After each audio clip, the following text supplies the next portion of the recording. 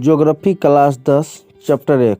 दोस्तों, इस चैप्टर में हम लोग क्लास 10 ज्योग्राफी के विविध ऑब्जेक्टिव संसाधन एवं खनिज का 2024 के मिशन से देखेंगे। तो चलिए लेट्स स्टार्ट। कोयला किस प्रकार का संसाधन है? आंसर हो जाएगा अनवीकरणीय संसाधन है। सौर ऊर्जा निम्नलिखित में से कौन सा संसाधन है? आंसर हो जाएगा पुनः पूर्ति योग्य संसाधन है। तट रेखा से कितने किलोमीटर क्षेत्र सीमा अपवर्तक आर्थिक क्षेत्र कहलाता है? आंसर हो जाएगा 200 किलोमीटर। डाकू की अर्थव्यवस्था का संबंध है? आंसर संसाधन के विदोहन से। समुद्री क्षेत्र में राजनीतिक सीमा के कितने किलोमीटर तक राष्ट्रीय संपदा निहित है? Answer 12.2 kilometre. लौह अयस्क किस प्रकार का संसाधन है? आंसर अनवीकरणीय योग्य संसाधन है। ज्वारीय ऊर्जा निम्नलिखित में से किस प्रकार का संसाधन है? आंसर पुनः पूर्ति योग्य संसाधन है। पवन ऊर्जा किस प्रकार का संसाधन है? आंसर नवीकरणीय संसाधन है।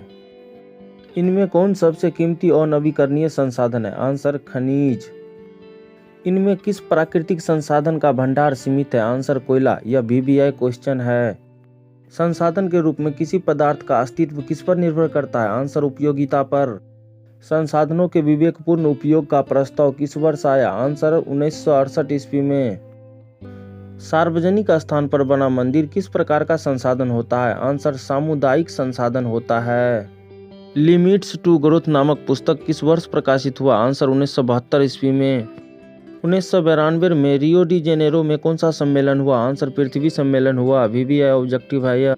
राजस्थान में किस संसाधन की कमी है? आंसर जल ऊर्जा की कमी है, बहुत ज्यादा कमी है। VVI ऑब्जेक्टिव है।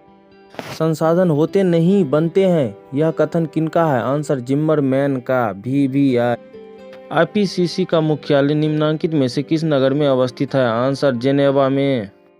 स्मॉल इज ब्यूटीफुल किसकी रचना है? आंसर सुमेसर। VVI। कियोटो सम्मेलन कब हुआ था? आंसर 1997 ईस्वी में।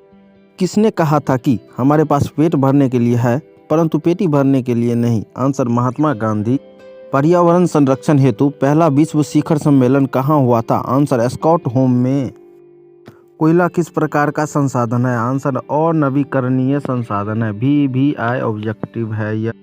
सौर ऊर्जा निम्नलिखित में से कौन सा संसाधन है? आंसर पुनः पूर्ति योग्य संसाधन है। याद रखना है। निम्नलिखित में से कौन सा प्रवहनीय संसाधन है? आंसर नदी। प्रवहनीय का अर्थ होता है बहता हुआ, तो बहता नदी ही बहता है, इसलिए सही आंसर हो जाएगा नदी। इनमें से किस राज्य में काली मृदा पाई जाती है? आंसर हो जाएगा गुजरात में। अगला VVI क्वेश्चन है, काली मृदा किस फसल के लिए उपयोगी होता है? आंसर हो जाएगा कपास के लिए, और कपास से ही वस्त्र बनता है।